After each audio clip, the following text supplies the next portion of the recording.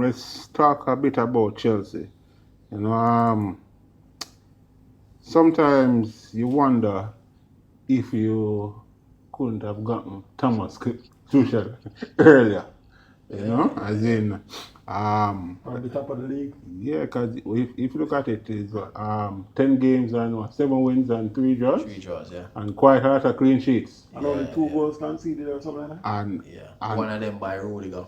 Yes, and what is most impressive about this Chelsea team is that how they stifle their opponents. Yeah. They don't allow the opposition to get chances. You know?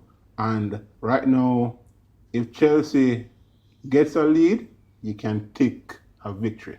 Yeah. And it's something I know that you must be happy with. Yeah, you know, there are a lot of aspects of Chelsea right now that I'm happy with, and that's one of them. I felt, but to be fair to Lampard, before Tuchel came, we had some defensive solidity, right? But what is more credit to Tuchel is that he's actually doing it without, can't remember his name, Silva, right? Without Silva, with Christensen's reborn. So I think there are a couple of things, and I've said it, that has gone on.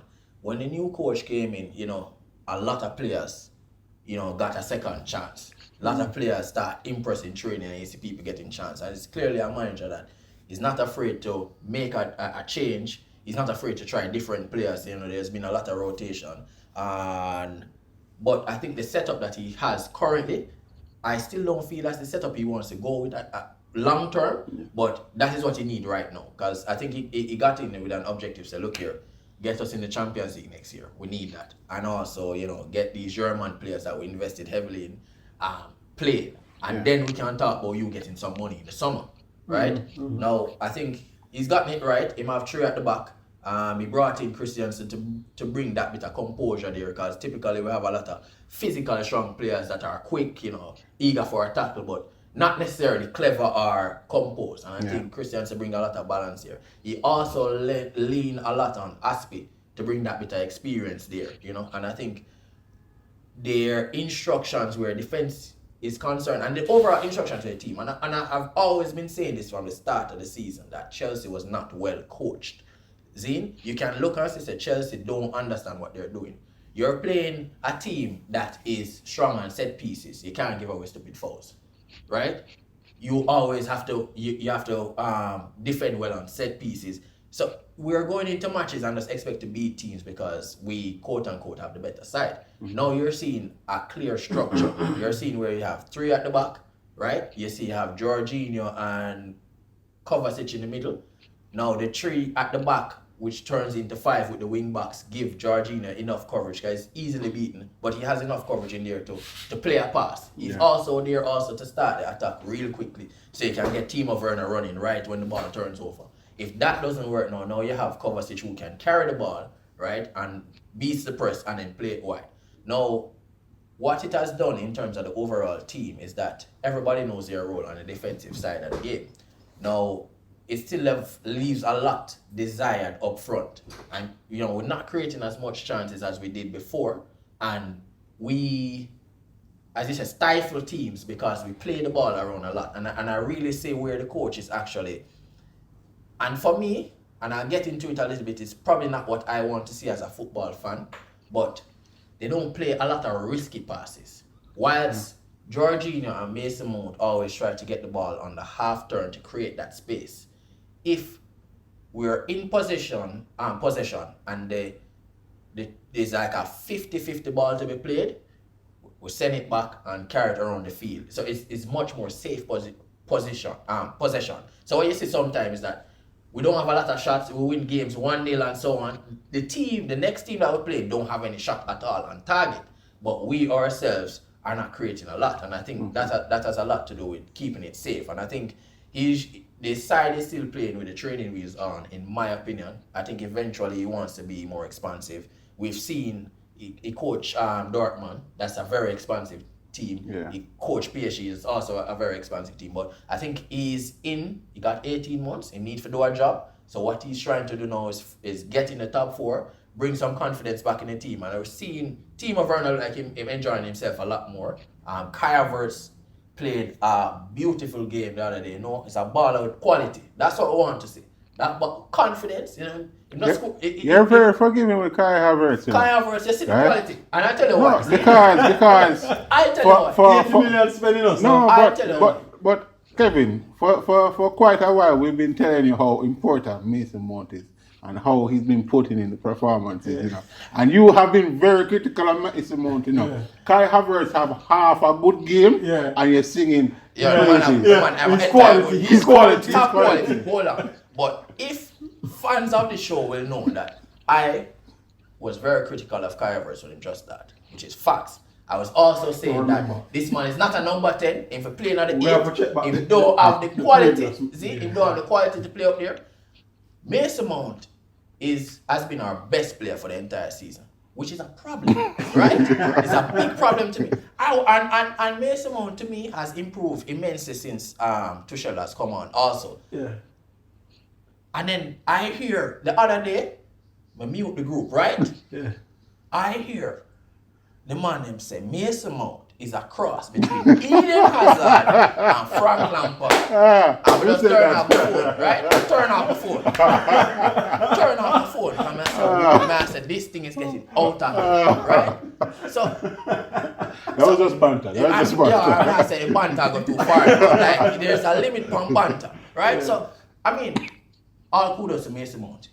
One thing with Mason Mount, you know that he's a player, and I criticize Mason Mount all the time, before, in terms of a player that sometimes goes missing in games. I think sometimes Mason was always playing with this thing that he's a young player and whatever. He need to step up now. At 22 going 23, you're a big man. See, you're under 19 like soccer. You're a big man. He needs to play some ball now. And he has been performing much better. And the fact that I'm saying Mason Mount is our best player is a big problem. We spend a whole heap of money. Mason Mount should be struggling to get into the team. That shows that even though he's performing, the overall team is underperforming from an attacking perspective, right? And I think that is a problem. And I think one thing Tuchel wants to, I think he make up his mind on Tammy Abraham. I see him take off Tammy Abraham halftime and I don't see Tammy play back, right? He know that Giroud is that type of player he can depend on, but I don't think Giroud is in his long-term plans. Obviously, I have Giroud's age, so I think he may look a striker. He did point out a couple weeks before that he thinks that Kai Havertz can play that number 9, and you see, use him in the position and him actually float in and out. So it probably could work, but I still feel like in the summer, him trying to get to the summer, I will get a striker. Because rumors have it that Werner might actually look to leave this summer because I'm having a bad time of it. But we've been linked by rumors to Haaland, which would be, bring him in. Right, sir. Bring him in. One thing we know is that Chelsea will get the deal done. Yeah, man, bring him in. So one thing I want to throw a question to you guys. So we know that Thomas Tuchel is on a 18-month contract, right? And there's an immediate pressure on him, and we see that he doesn't waste time. So if he puts out instructions to his team, and within 30 minutes he's not seeing players doing exactly what he wants to do to ensure that he gets a result, to ensure that he keeps his job, players will start warming up and whatnot, because he realized how important it is to get the results so he can keep his place. Do clubs now need to start limiting the years that they put on coaching contracts? Instead of having these 5 years, 4 years, we say, okay, we're giving you 2 years, or we're giving you such and such months. We need you to meet these targets before we can consider putting on more years for you to play. Because you see, some coaches actually react well when they're under pressure.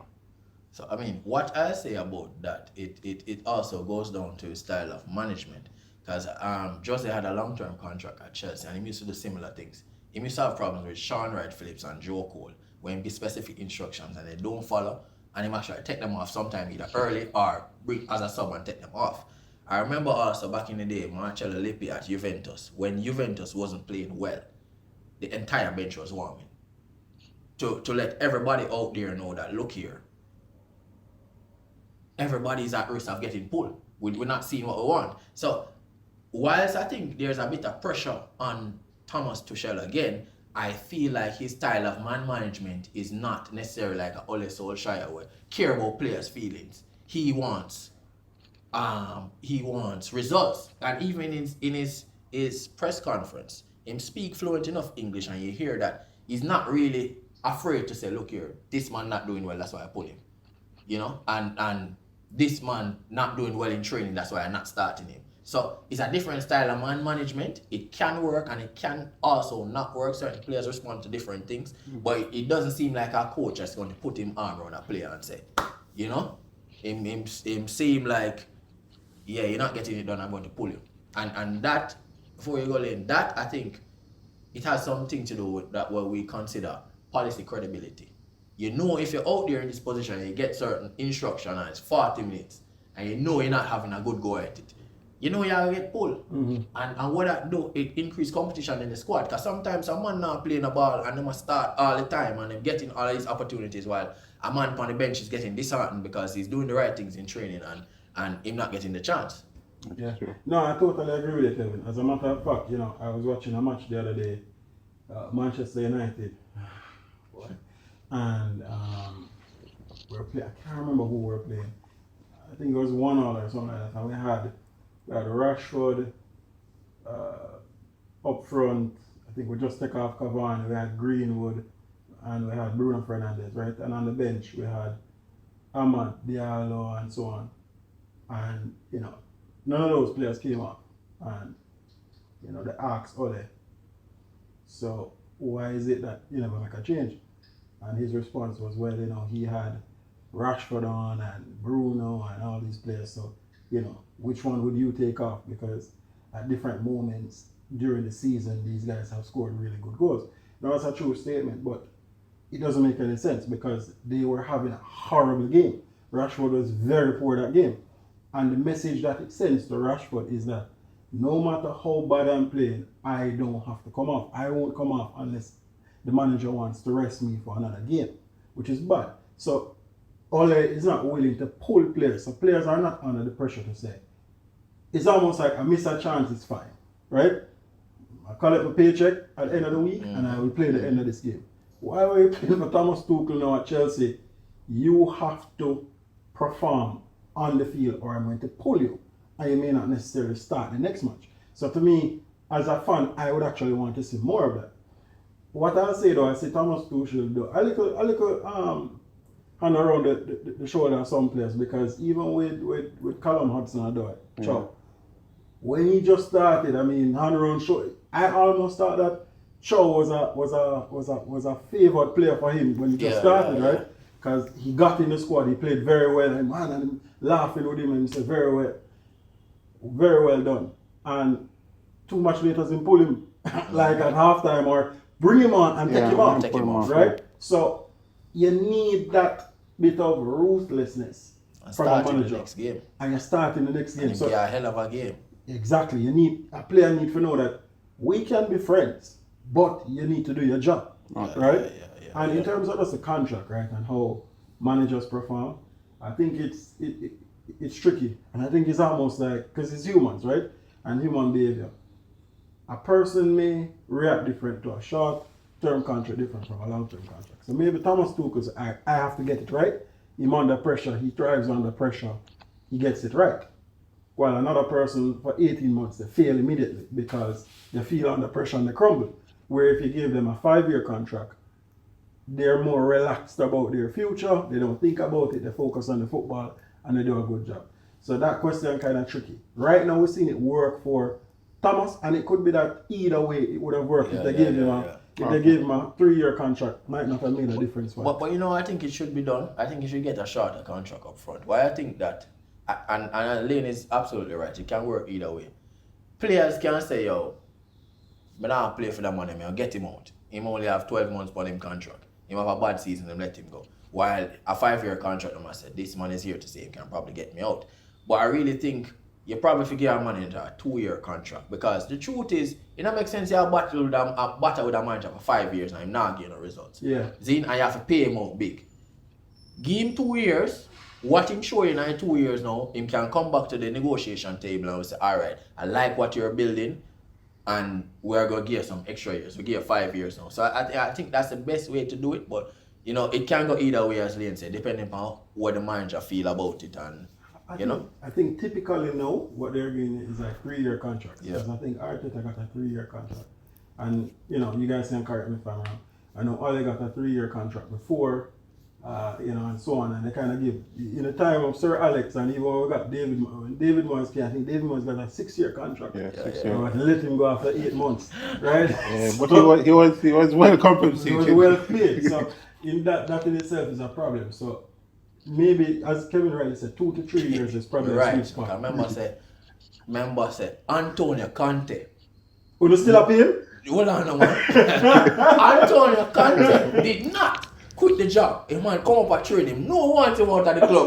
And the man come and him and train the squad same way. Man, look at this man. The man show up at work every day. Because the boss say him not leaving the PO, right? Man show up at work every day and him tie same. And the man lead the training. No matter how the fans are cuss. Nah, leave the money.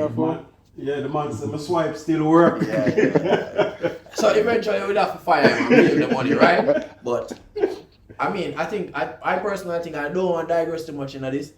I think we've had some great managers over the period since, you know, Abramovich come on.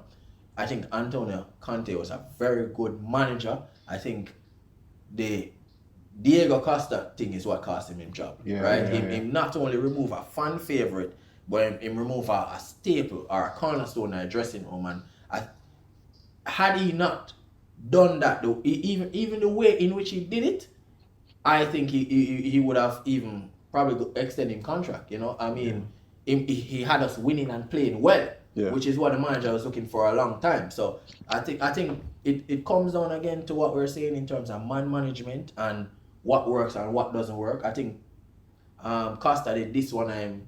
Coaching staff, coaching staff close. That's very true. So it go either way, you know. But I think 2 years if you give managers, and if you're giving a manager more than 2 years, all right. If you're giving him 2 years, so I think you have to give that manager the tools needed to get the objectives that you want in the 2 years. Cause you can't give a man 2 years and say make us qualify for Champions League, and you're not giving him the players to do that. So I think it have to be balanced.